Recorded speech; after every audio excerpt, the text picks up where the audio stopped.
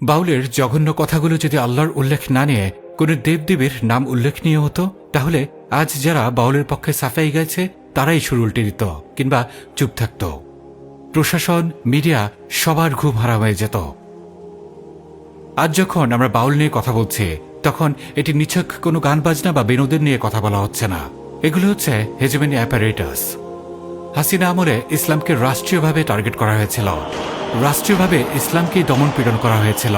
ইসলামকেই enemy of the state তৈরি করা হয়েছিল। হাসিনা পরবর্তী আমলে হাসিনার সেই রাষ্ট্রীয় অ্যাপারেটাস ভেঙে গেছে বটে, তবে ইসলাম বিদ্বেষ হাওয়া হয়ে যায়নি। ইসলাম বিদ্বেষের ঘৃণিত আদর্শ হাওয়া হয়ে যায়নি। তারা আবার রাস্তা খুঁজে নিয়েছে। কেন তারা বারবার ইসলামকেই খুঁজে নেয়? এই প্রশ্নের উত্তর নিয়ে আমরা ভিডিও করেছিলাম। Islamophobia, it's just not fear, it's strategy. Reality check BD featured documentary দেখে নিতে পারেন, লিংক কমেন্টে দেওয়া আছে। হাসিনার পরে এই চক্রটি তাদের নিজেদের মতো করে আবার সক্রিয় হয়েছে। তারা মিডিয়া, সংস্কৃতি, শিক্ষা, স্বাধীনতা এসবের আড়ালে তাদের ইসলাম বিদ্বেষী এজেন্ডা পরিচালনা করে। তারা একা না, যদিও তারা অফিসিয়ালি এক ছাদের নিচে নাও থাকে, তবে তারা আদর্শিকভাবে এক। মিডিয়া তাদের কাভার দেয়, প্রশাসন তাদের সুরক্ষা দেয়, রাজনীতিবিদরা তাদের থেকে আশীর্বাদ কামনা করে। এই সমস্ত কিছুই একটি ম্যাট্রিক্স, একটি সিস্টেম, ইসলামোফোবিক সিস্টেম। আমরা স্বীকার করি এ ব্যাপারে আমাদের শত্রুরা আমাদের অপেক্ষা শক্তিশালী।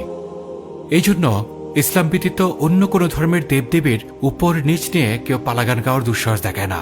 কিন্তু মুসলিম সংখ্যাগরিষ্ঠ দেশের কোটি মুসলিমের রব আল্লাহর সম্মান নিয়ে চরম বেয়াদবি করার ধৃষ্টতা দেখাতে সক্ষম হয়। শুধু তাই নয়, তাদের পক্ষে পুরো সিস্টেম দাঁড়িয়ে যায় এবং এর বিপরীতে মুসলিমদেরকে ব্যাশিং করা হয়।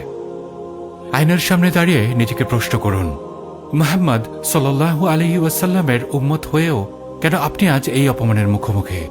প্রশ্ন করুন, কেন তারা কেবলমাত্র ইসলামকেই বেছে নেয়? এবং এও প্রশ্ন করুন, আমরা কোথায় দুর্বল, কেন দুর্বল? তারা অবশ্যই ফাইন লাইন ড্র করবে। তারা আল্লাহকে নিয়ে জঘন্য কথা বলবে, কিন্তু আপনাকে সুশীল হতে হবে। এটি হচ্ছে তাদের স্ট্যান্ডার্ডে গুড মুসলিম। বেছে নিন আপনি কেমন মুসলিম হতে চান। বেছে নিন আপনি কেমন মুসলিম হতে চান।